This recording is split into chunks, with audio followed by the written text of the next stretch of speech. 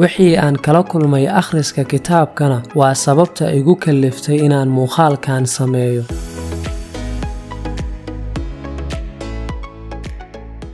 waxay ii ahayd subax anigu Facebook isaga jira ee muuqaalba muuqaalka uu ka dambeeyay iska daawanaya una badnaayeen runtii arrimaha Soomaaliya iyo siyaasad ayaan hal mar ku imid dhowr muuqaalo isxigxigay kana wada hadlayay arrimo isku eg ama aan dhihi karo waa isku mid sida guud taasoo ahayd qabyaalad iyo urur diimeedka ka dagaalama Soomaaliya. runtii qofkii wadani ah ama damiir lehna aad ayuu uga calol xumoonayaa halka ay Soomaaliya xaalkeedu marayo. anigoo yaaban, niyad jabsan, isweydiinayana su'aalo badan ayaan Facebook iska xiray oo aan nolol maalmeedkaygii hore u galay. maray ka soo wareegatay dhowr saacadood ayaan isiri kitaabka Quduus ka bal akhriso xoogaa. wixii aan kala kulmay akhriska kitaabkana waa sababta igu kaliftay inaan muuqaalkan sameeyo si aad iila aragtaan mucjisada kitaabka iyo sida Rabbigu uu dadkiisa jawaabo uga dhaxsiiyo kitaabka. anigoo isweydiinaya halkee akhrisataa maanta ayaan soo qaatay kitaabkii oo waxaan bilaabay inaan rogrogo. rogistii labaadna waxaa ii soo baxay Filiboy cutubkiisa 2. inta aan akhrinba waxaa aad ii soo jiitay itaabtayna mawduuca cutubka oo sidaan u qornaa waana ku saabsan isku mid ahaanshaha iyo is-hoosaysiinta. durbaba waxaan xasuustay muuqaaladii aan daawaday saacado ka hor anigoo yaaban sina u dhoola cadeynaya ayaan bilaabay akhriska cutubka. haddaba ogaaw cutubkan ama Filiboy oo dhan horay waan u akhristay laakiin markaan habka ay ii taabatay, macnaha ay ii samaysay iyo xamaasadda aan u yeeshay akhriska cutubkan waxaadba moodaa in aan weligay hore u akhrisan. waana mucjisada runtii kitaabka uu la gaar yahay oo qof kastoo masiixi ah uu kaaga markhaati furi karo.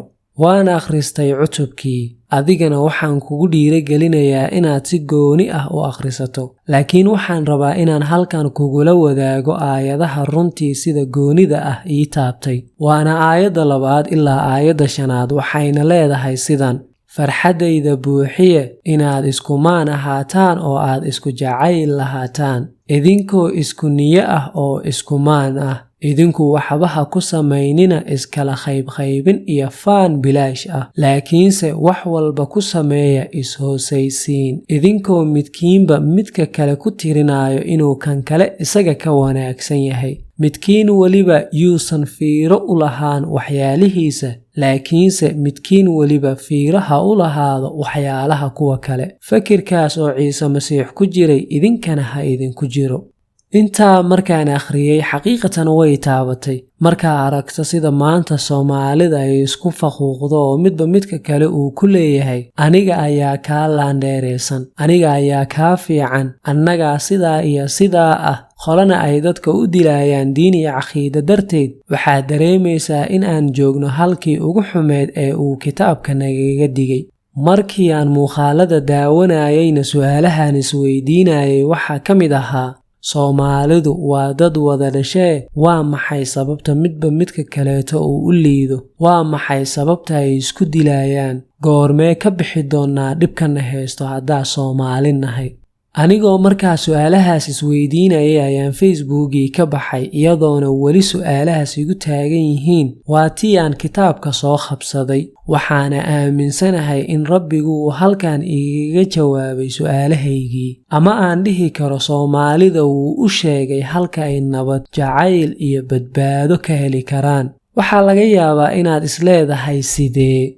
si aad u fahanto bal aan ku laabanno aayadihii aan soo akhrinay innagoo ka bilaabayno aayaddii ugu dambeysay aayaddii 5. fakirkaas oo Ciise Masiix ku jiray idinkana ha idinku jiro. waa maxay fakirka ku jiray Ciise Masiix oo ay tahay inaan annaga ku dayanno? horta inta aanan ka jawaabin waxaa muhiim ah inaan isla fahanno waa maxay sababta aan ugu dayanayno Ciise Masiix. Ciise Masiix ayaa nooga jawaabay oo wuxuu yiraahday: anigu waxaan ahay wadada iyo runta iyo nolosha, ninna jannada gali maayo ilaa inuu aniga wadadayda qaado mooyaane.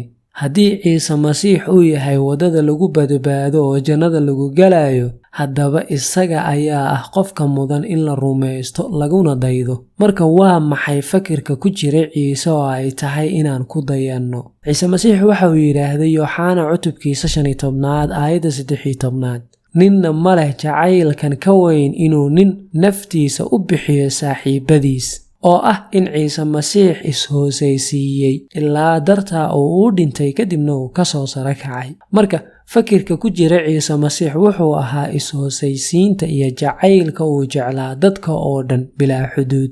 fakirka ku jira oo ay tahay inaan annaga kaga dayanno jacaylkaas, inaan annaga dadka oo dhan aan jeclaano, inaan is-hoosaysiino oo inaan iskibrinin oo aynaan faanin. marka aayadda 5 marka lagaa helo oo ah inaa ciise masiix horta rumeedo aadna ku dayato, waxay kuu xawilaydaa aayadda 2. waxaa meesha ka baxeedo oo marka bulshadu ay wada rumaydo ciise, marka bulshada fakirka ku jira ciise masiix ay wada qaataan, waxay noqonayaan dad isku maan ah. aayadda 2 markaa fiirido waxay leedahay farxadayda buuxiye inaad isku maan ahaataan oo aad isku jacayl lahaataan idinkoo isku niyo ah oo isku maan ah. marka meeshaan isku maan ahaanshaha iyo isku fikir ahaanshaha iyo isku jacayl ahaanshaha waxay keenaydaa nabad buuxda dadku inay ku wada noolaadaan, dadku inay isfahmaan, inay dadku waxa weeyaan nabad ku wada noolaadaan ayay keenaydaa. marka sidaas ay timaadana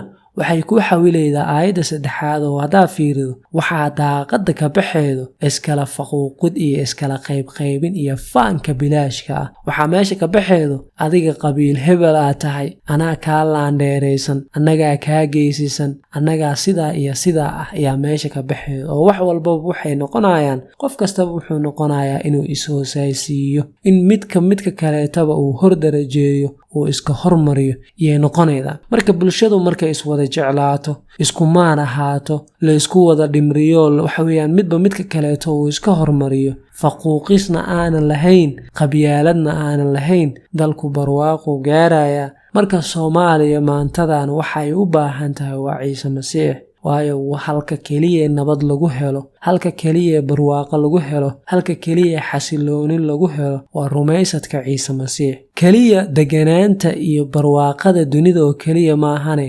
xitaa nolosha dambe badbaadada ah waa ku badbaadayda rumaysadka ciise masiix, waayo waxa uu yiraahday haddaad aniga i rumaysaan jannada waad galaysaan. marka rumeey ciise masiix waa badbaadi doontaa.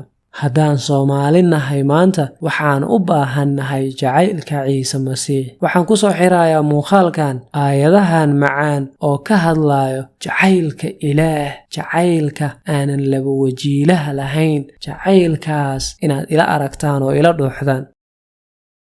Korintiska 1 cutubka 13 aayadda 4 ilaa 7 waxay leedahay jacaylku waa samir badan yahay waana raxiim, jacaylku ninna ma xasdo, jacaylku ma faano mana kibro, wax aan u ekayn ma falo, nafsadiisana wax uma doondoono, mana xanaaqo, sharna kuma fakiro, xaqdarrada kuma farxo, laakiin wuxuu ku farxaa runta. wax walba waa u dulqaataa, wax walba wuu rumaystaa, wax walba wuu rajeeyaa, wax walba wuu adkaystaa.